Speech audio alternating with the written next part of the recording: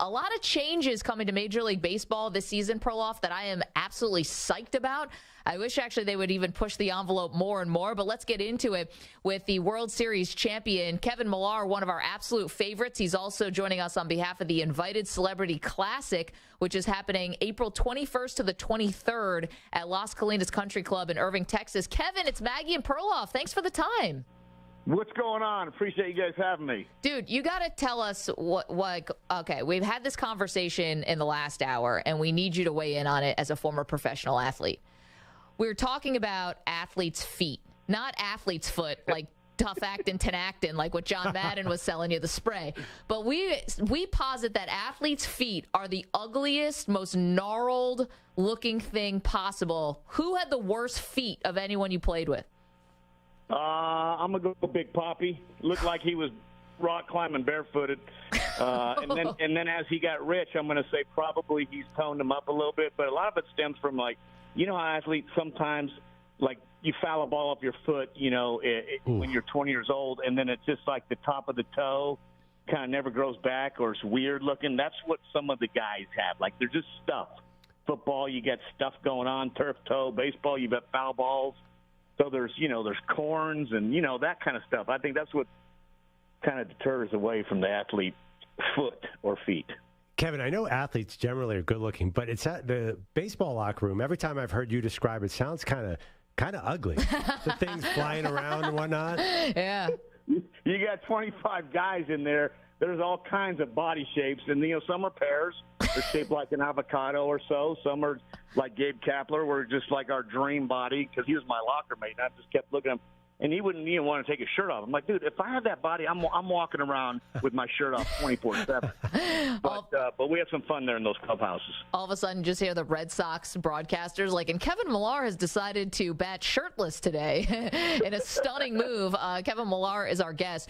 Okay, speaking of foul balls and, take them off your feet and stuff, you once led the major leagues in hit by pitches, or you led the American League. I think in 2004, you got hit by pitches 17 times.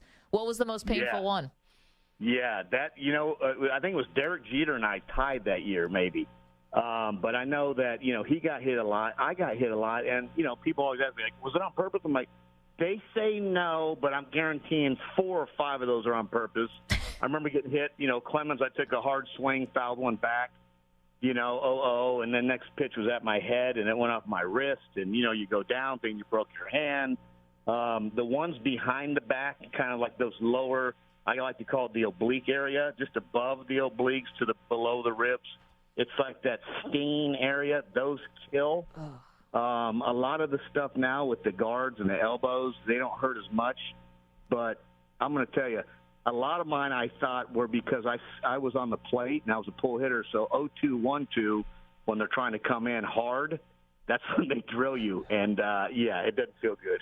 So, Kevin, a lot of us amateur baseball players got really afraid of the baseball as we advanced through high school. That's when we tapped out. Do pros, even at this level, against the guys who are throwing 100, 200, 3, is there fear, or are most batters able to adjust to that? Scared to death. Don't let anybody tell you. Scared to death. I mean, you got a guy throwing hundreds of miles an hour. We have to act like we're not. But let me tell you, when Randy Johnson was on the mound and he was throwing 101 and then trying to throw that fastball inside to a righty when he was 6'10", throwing across his body, it's scary as heck. And you're just, please don't drill me, because sometimes it almost feels like the ball went through you. I mean, you don't realize how hard a baseball is, and that's when fans are sitting out there during batting practice, shagging and not paying attention. And I'm like, watch the game, watch please, because this ball is hard, and when it hits you, it hurts. But no doubt everybody at that level scare the baseball a little bit. It's good to know athletes, they're just like us. I was scared when I got into like a 60-mile-an-hour batting cage, but that's just me. That's why I'm not playing. I'm asking the questions to Kevin Millar, who's joining us on behalf of the Invited Celebrity Classic. It's happening April 21st to the 23rd at Las Colinas Country Club in Irving, Texas. We'll ask you about that a little bit more in a second. But, Kevin, got to get to these cool baseball changes. Perloff and I were both massive baseball fans, and I love it. I love the 3 biggest changes. I like even some of the smaller ones. Let's start with the pitch clock. Just tell us from your experience, good for the game? Do you think this is going to be hard for the players to adjust to? No, I think it's going to be good for the game. I think once we get, like, the clock out of your mind, that everybody should be ready to go at that time. I mean, most of the time the hitter's ready. Pitchers, you're trying to create more tempo because defensively it helps you when you got a pitcher out there that's working fast instead of sitting there and taking up his glove, rubbing up every ball, walking around the mound, grabbing the rosin bag. Like everybody's just kind of like, let's go. They control the game. The pitchers have the ball. They control the tempo. The hitter now has to stay kind of in that circle area. You can't call timeout 15. So the pitcher, and most pitchers with great tempo, their defense is playing better. So I think this pitch clock will help. And once you get it out of your head that if there's a clock, because I think they can work on that now in spring training, and they obviously have been doing it in the minor leagues. So it's efficient, or they wouldn't have bring it, to Major League Baseball. Kevin, the one I wanted to ask about was the shift. I'm a Phillies fan, and I always felt Ryan Howard was headed towards the Hall of Fame, but the shift hurt him a lot. Do you think this is going to radically change careers, the new rules on defensive positioning? Yeah, there's no doubt. And it's funny because my good friend Brian McCann, one of the greatest hitters, left-handed catcher, many years with the Braves, and obviously world champion with the Astros. But we talked about it becomes frustrating. And when a lot of people are like, oh, well, just use the whole field or just bunt if you got all the guys over. Yeah, but you and I go in the game don't want to watch Ryan Howard bunt 4 times in a row. We go to Philly. You're waiting for him to hit a home run and hit the ball of the fence. But what the shift, it was weird to me when I was doing the Red Sox game this year, and I look up, and I'm in Boston, and this is the first time I saw it in person.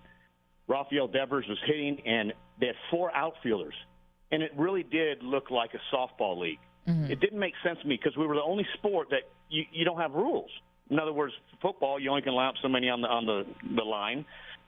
Basketball, you only can stand that key for 3 seconds. Baseball, I'm all about shifting because we all have, tendencies as hitters or pitchers or whatever it is, but to be able to move 4 guys in the outfield and then 3 on the right side, it just didn't look right. And I think now this will be good. It'll be good because they pitch you the way that they want you to hit the ball. So it's hard to sit there and tell left-handers just fist the ball down a left field line to beat the shift when you got guys throwing 92-mile-an-hour cutters in on your hand because they're wanting you to pull a baseball. And Brian McCann said, man, he could still be playing it maybe a year or 2 more. But that shift, it's hard. He goes, then you're just trying to hit a home run. Now you're hitting 200. Well, 200 stinks, and it just kind of it's a downhill spiral. So I'm glad they're getting back to you can't go on the other side of the bag. Kevin Millar is our guest. We'll talk about golf in just a moment, but we got to get through some more of these cool changes that are coming to Major League Baseball. The bigger bases, of course. Is this going to make a big difference, Kevin? I mean, you're a former first baseman. What are the bigger bases? Like, what are we going to notice as spectators? It's a great question because that was the one that, when you saw them the first time, you're like, wow, they are bigger. They're huge. And then it's like, they're huge, right? It's like those big hats that everyone started wearing, but it's a base. It's like it doesn't look right. Is that those anti-concussion hats? Yeah, right. Those protecting the temple. But, no, it's interesting. This is one that I'm going to have to see because if I'm Ricky Henderson, you're at home, he put up a lot of stolen bases with that bag, and now you have a little bit bigger, and a guy like Trey Turner, does he steal more bags if it helps, reduce the risk of injury? There's a lot of variables, but I think time will tell on that one. But definitely they are bigger than the original bag, and I didn't realize how much bigger because they're pretty much that much bigger. So I think, with all the study of Major League Baseball, injuries might slow down, and now it might be more of an exciting game. Yeah, at the end of the day, are we going to have a faster, more exciting, more watchable game this season? I think that's what they're trying to do, right? You're trying just to kind of keep that tempo. Now, baseball, I know, listen, change. It's been around for 100 years, and people, get a little cranky, during change. But you have to adjust, right? We are in a generation now. It's more branded. They're more individual. They're given signs and kiss signs. When they get a single and driving a run, you can hit a home run now with your shirt halfway down, to your chest and pointing the dugout, walking to first. Where only Barry Bonds or guys that hit 600 home runs did that. So I think you have to adjust those times. And, if you're going to try to get it more exciting and a little faster, let's go. Kevin Millar is our guest. The only time I'm not a booer, I don't generally boo when I go to a game. Try to keep it classy, Kevin. But the only time I do boo is when the pitcher throws over to first 1,000 times. Yes. Just throw home. And anyway, Yeah. so there's rules on that, too, which is going to make the game speed up. Want to ask you about some news that came out today. Shohei Ohtani's agents, Kevin, basically saying he's going to explore free agency. If I just said gut reaction, boom, where do you think he's signing after the season? What's the first team that comes to mind? Dodgers. I mean, right down the road.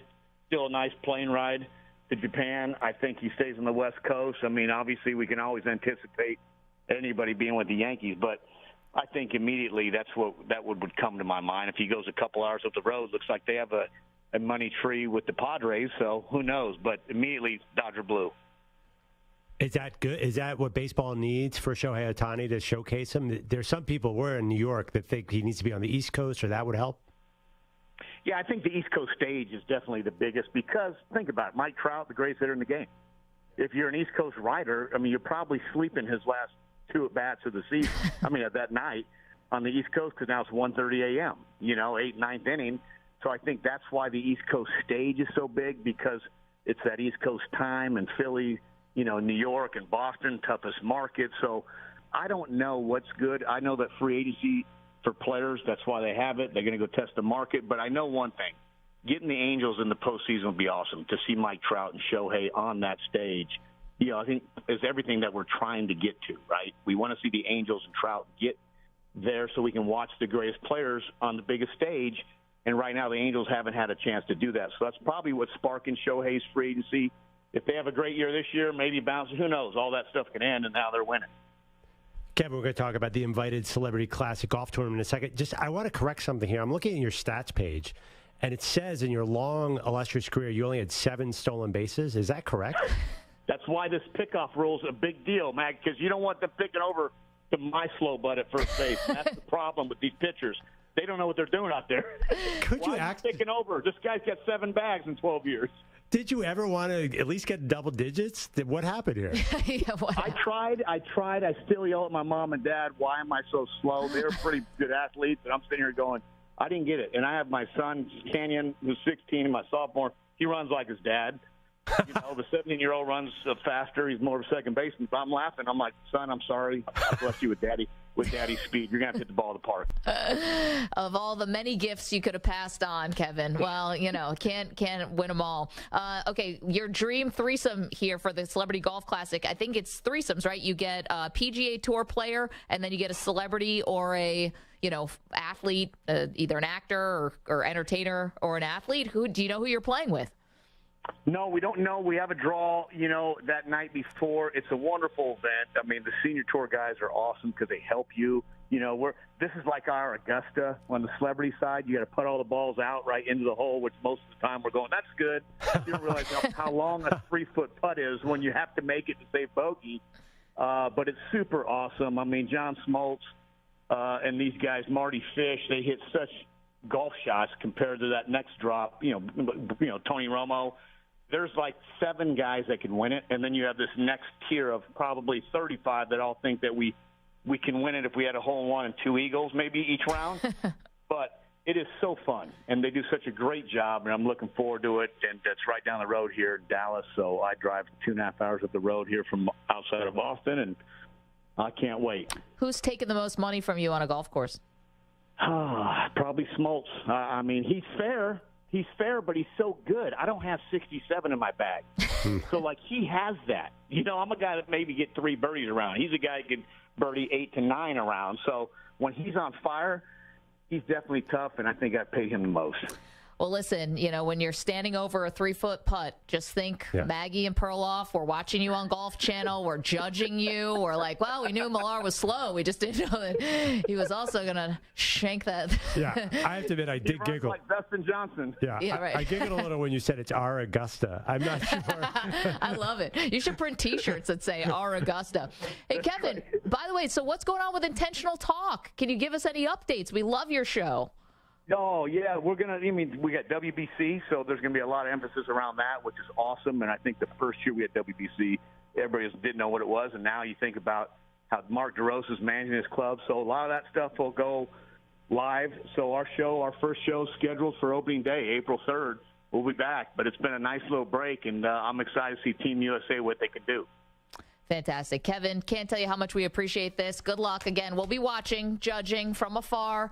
Have fun at the golf tournament, and we'll talk to you soon. I appreciate you guys. Thanks. All right. Thanks, Kevin. Have fun.